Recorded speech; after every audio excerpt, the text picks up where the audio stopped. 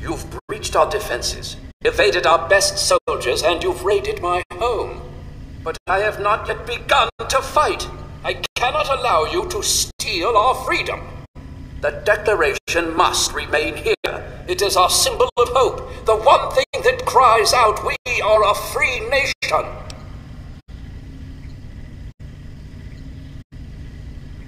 Then my reputation precedes me. Good. That should make you well aware that I am not to be trifled with, and that my loyalty to the States is legendary. I know your fighting prowess far exceeds my own, but I will still duel you to the death if I must. What will it be then? Rapiers? Pistols at dawn? Out with it!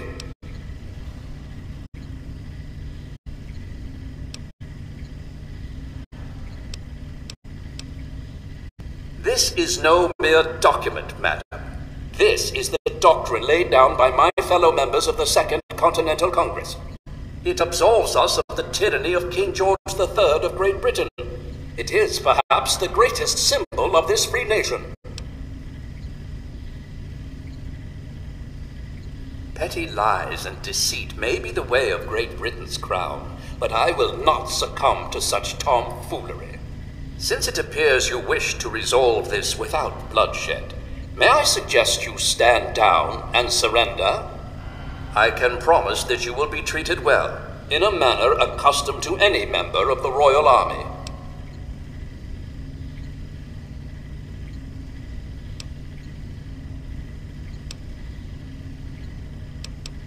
Please explain, but I warn you, I am well versed on the tactics of the underhanded Redcoat spy. You do well to remember that. You, sir, are a liar, a fraud, and likely a spy of the royal crown. I warn you not to test my patience. You'll find it wearing quite thin.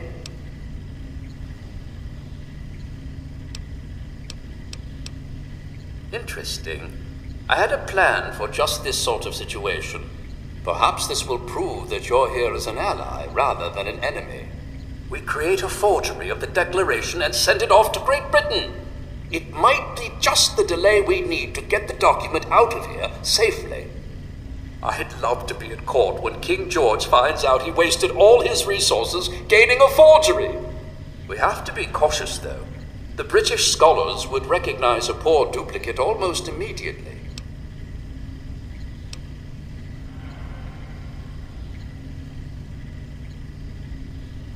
Here. If you were to bring me some iron gall ink, I could produce a mirror-perfect duplication. The best place to find some would be in the Arlington Library, which is why I have been unable to do this myself. After all, I can't abandon these fortifications. Excellent. Please hasten back. There's no telling how much longer we can hold here at the fort. I hear the thumping of the cannonade getting closer by the minute. Soon our walls will be breached, and the last bastion of the USA may fall. The journey will be rife with peril, I'm afraid. You cross Farmer Smith's cornfield and make your way up Greenleaf Hill. Ford your way across Quick Run Creek and make for the horse path. When the pines thin out, you need to make your way along the edge of Arlington. Watch out for redcoats. They have a garrison there. The building across from the fish market is the library. Look for the old clock tower. I'm afraid until I know exactly what your intentions are, I can't divulge that top secret information. Oh, very well. There's no harm in that. Yes, I was proud to participate in the signing of the Declaration of Independence, along with 55 of my fellow freedom fighters. It was an honor to have my signature among those of Benjamin Franklin, Thomas Jefferson, and John Adams, except maybe for Hancock, that show-off.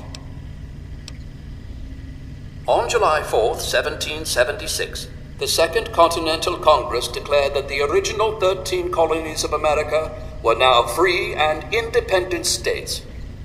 This paper stated their intentions to sever all ties with the monarchy in Great Britain and operate as an independent nation. It's perhaps the single most important document in United States history.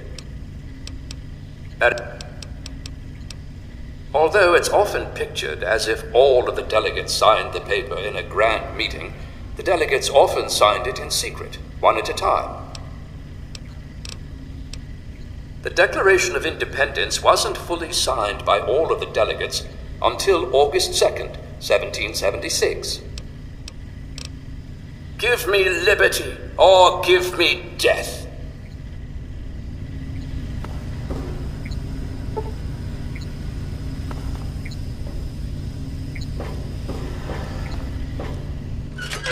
Wish not so much to live long as to live well.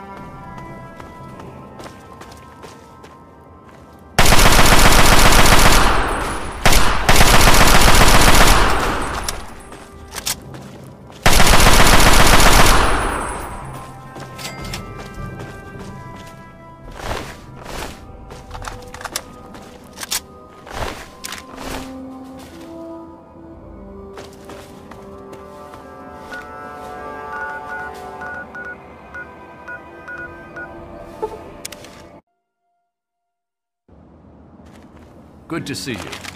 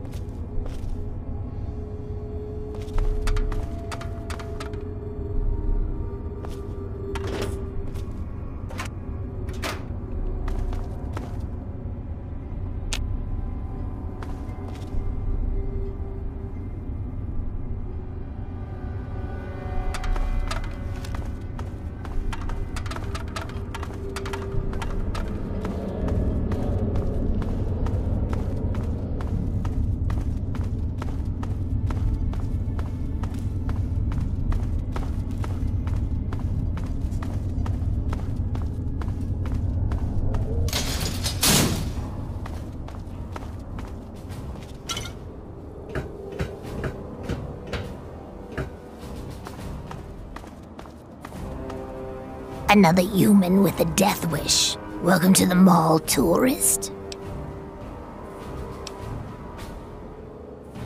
Those knuckle draggers? Nah, they don't bother us ghouls. Maybe they see us as kin or something, I don't know. Now those other assholes. Yeah, you know, those humans like you. Well, maybe not like you, I don't know, but humans all the same.